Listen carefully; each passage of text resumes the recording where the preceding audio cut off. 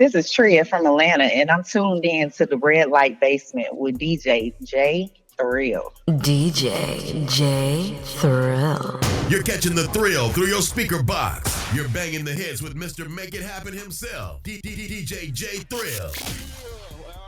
All right, ladies and gentlemen, we are back from that segment of R&B hits and your holiday hits, because where else would you want to go to hear your holiday hits, R&B hits, other Of course, that part. You know what I'm saying? And you're kicking it still right here in the Red Light Basement. I'm still sitting here with my lovely, intelligent, beautiful co-host, Rose. You can go on. I won't stop you. I mean, just go ahead and give me all the positive adjectives. I'm working on my vocabulary, so I'm gonna learn some more adjectives to describe you, because it's only positive anyways. I would hope it's only positive, but I don't think they make enough adjectives or more positive adjectives to describe how awesome I truly am. Here she goes.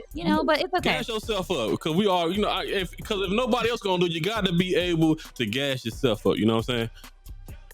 I believe that. I'm a firm believer in that, boo. Because in reality, in reality, times is hard for some people out here, and some people are down on their luck and down on themselves. So, and we're gonna talk about that. We're gonna talk about the SNAP benefits. It's not for everybody. It's not for everybody. Yeah. All right. So I don't know. You remember?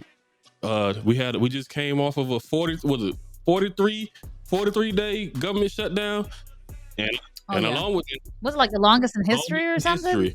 And along with that, what came with that is the SNAP benefits went away on November 1st. So back in November, SNAP benefits were cut during the government shutdown. It was announced it's required that all SNAP benefits must reapply. This month's benefits will have recently restarted, but it has some new requirements. Now we're gonna talk about it. Okay, some requirements. If you receiving these SNAP benefits, you must work or volunteer or receive job training for at least 80 hours a month. That's a new requirement to receive SNAP benefits. Now, some other changes. The work requirements require that you must be 18 to 60. You had between 18 and 64, which was previously 18 to 54, meaning that you didn't have to work. If at 54 you didn't have to work, you just receive your benefits. Well, now it's 64. All right. Now, also, there's one of the exemptions is if you're 14, if you have children, if you're the caretaker of children that are between 14 and 17, you still are required to work also. Previously, you didn't have to work if you had them, if they were 18 or whatever, but now they had you. Now you have to.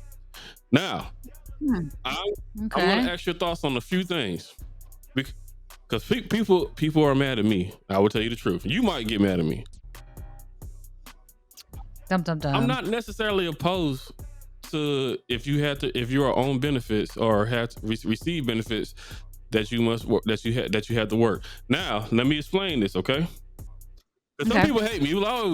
Oh, you a Trump supporter? No, I don't. I ain't gonna say that. Because of my federal job, I'm not gonna say that I like or dislike. I will say there are some things that I agree with him on, policy, and there are a lot of things that I disagree with him on.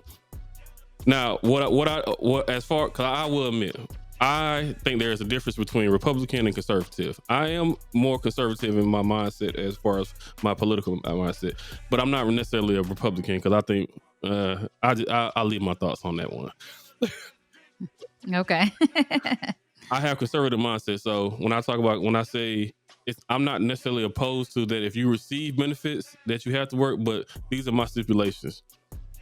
If you're of able body, I think that you should be working while you're receiving benefits. I don't think you should just be receiving benefits and you're not even like you need the benefits to survive, right? I also think that you should be doing something to add to your survival. That's my thoughts. Now, if you have a handicap or you just you're of an age where you really can't really work, I do kind of disagree with the you got to work all the way to 64 if you're receiving these benefits. At arthritis and all kind of medical issues, I can see why some of the elderly can't work, but I would say able body. That's why I say that able body. I say, Mhm. I think you have to contribute to some of your survival also. I think some people mooch off of the system. I do think that. That's my Yeah. opinion. So Mhm. you get on TikTok right now, Rose. You can see somebody saying that they bought $1,000 worth of whatever they wanted to, and they don't have to work. You know what I'm saying? They not working. They don't have a job whatsoever. But the government is taking care of them. Well, that's my tax dollar. That's your tax dollar. So Mhm. I am not necessarily opposed to if you have these benefits that you have to work or have to contribute some way. I just think you have to contribute somewhat to your survival if you're of able body. Now, I'm gonna ask you what your thoughts is. Are you in total disagreement that they had to work, or should the government be willing and able to take care of these people that are trying to get on their own SNAP benefits or EBT? Well, I will admit that when I first heard that you have to now be eligible for something that you were receiving in the Mm-hmm. past, my first thought was naively, it was, well, I feel like people who have already been on it before should be grandfathered in and it shouldn't have to go through like a requalification Yeah. process. But I also feel like just thinking in general about people who are on any type of like government Yeah. assistance, it is a slap in the face when like I'm on social media. This was years ago, but I'm seeing the difference between a person's fridge who is on government assistance versus middle Mm. class who is struggling to put food on the table. And it's just like, dang, like I feel like I'm contributing more so to your household than I am to mine. Yes. And it's like, for me, I feel a little bit salty about Yeah. that. So in a way, I kind of feel like, well, you had to know at some point this wasn't going to be like this for the rest of your life. Like I can't imagine realistically being dependent upon a completely unreliable government. You don't know what could happen from one day to the next. And I'm going to be bold and say it. And I really don't care what people's beliefs are because I'm entitled to my Yeah. own. But right now, this administration is garbage. It just is what it is. I don't trust them. They're not reliable. As you can tell, I mean, some people who call him president, I call him Trump, makes decisions from one moment to the Yeah. next. He's just very haphazard in his decision making process. So, in this time, in this day and age, it's not something that I would 100% solely rely on.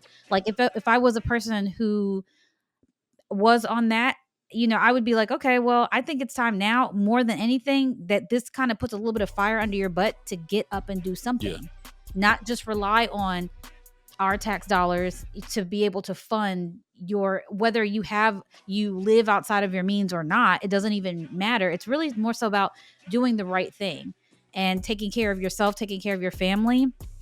But I do also believe at the same time there should be Yeah. exceptions because just like you said, there are older people who might be of like a retirement age or something like that. And I think their applications, or people who are like on disability who may not be able to like fully work, there should be exceptions for people who fit like a different demographic because everybody is not cut from the same mold. Everybody doesn't have the same Yeah. situation. um it's difficult for everybody. Everybody kind of has their own thing that they're going through personally. So I think that they should be able to go through, and they probably do already have something like this. And I didn't look into it, so I'm not, I might just be repeating what's already out there. But if they have like some sort of way how they can, I don't know, kind of like what's the word for it? Like if they can like repeal something like Or like this or appeal it or something. for the reapplication process, appeal the reapplication process. Yeah.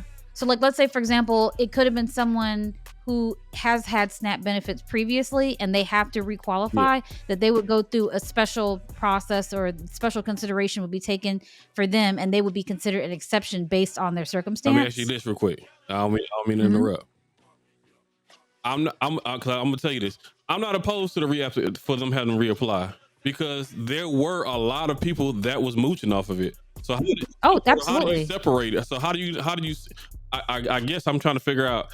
I'm not disagreeing or disputing what you're saying. I'm just saying if you have that appeal to if you set up that appeal to reapply so that you shouldn't have to reapply, what's the common denominator or what's the factor that's going to say, well, this person was a moocher, this person was good. How do you establish that? So you know what I'm saying? So Yeah, and that becomes kind of difficult to establish something like that. But I think that for people who are like in real situations like that, people who like, let's say for example, I don't know whether or not people who are considered disabled and receive disability benefits are eligible for it as yeah, well.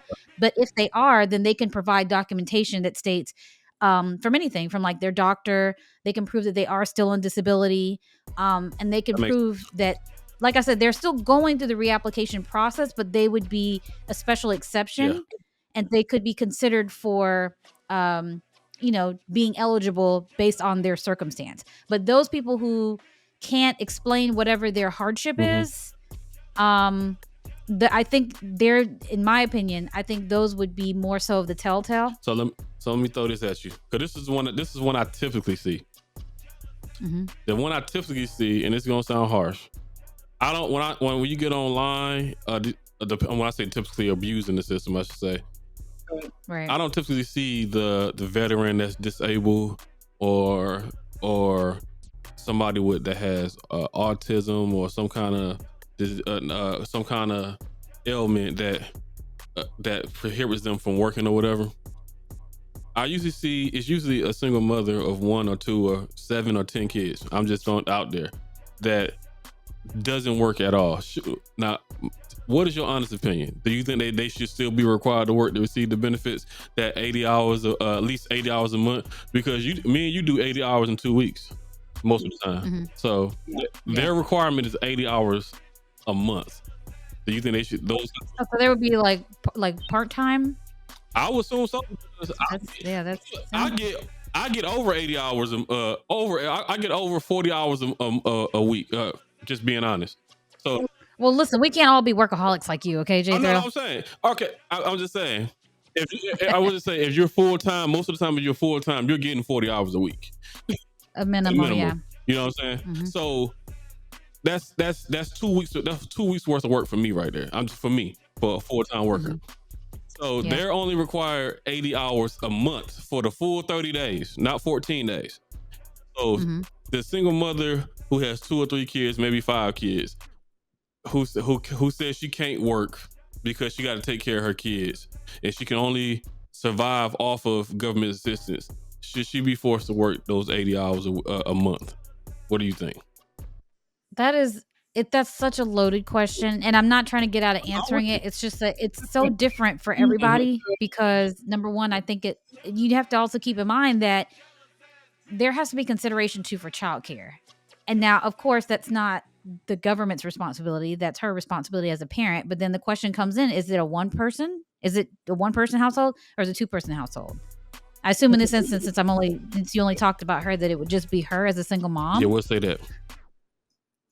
Yeah, and that becomes the struggle because it's like there are people who have either moved far away from like their family, so they really don't have that support system. Yeah. There are people who just don't have a support system, so it's like you don't want to wind up like rehoming your children. So like, what do you do in a situation like that? And that's something that's so difficult because I wouldn't even know where to start. My first thought, I'm so ratchet. I'd be like, yo, I'm gonna go hit the strip club. I'm gonna work this postpartum body and see how much I can get. But oh my Lord, Jesus! Wait, hold up. We're gonna wrap it up, but I don't believe that you would ever even do that. But you don't think I would hit a P Valley move in a minute? Oh Lord. Just call me Mercedes. We're gonna wrap it up. We're gonna go ahead and get back into the R&B hits. I would say like this. For me, I'm not if you are of able body, I think that you should be. I think that you should contribute to your survival and not solely depend on somebody else or the government in this instance to fully fund you or support you. I think government assistance is just that, assistance. I don't think it was always designed to be temporary, not permanent. That's my opinion on it. That's my opinion. I'm in agreement with you on that. I think that in addition to what you're saying, kind of piggybacking off of that, like I think that if you are able-bodied, you're able to work with no issue. I don't think that you should be on government assistance at all if you really don't need it. It should be saved for the people who actually need the government assistance. I'm with you. All right, ladies and gentlemen, let's go ahead and get back into these hits. Because we are your number one source for R&B hits and these holiday hits. Hit the hotline 804-476-2306. I want to know what songs you want to hear for the holidays. It's Global R&B 96.3. What's up, guys? You want to get some more exclusive content? You need to like and subscribe to the Global R&B 96.3 YouTube channel. I'll be waiting.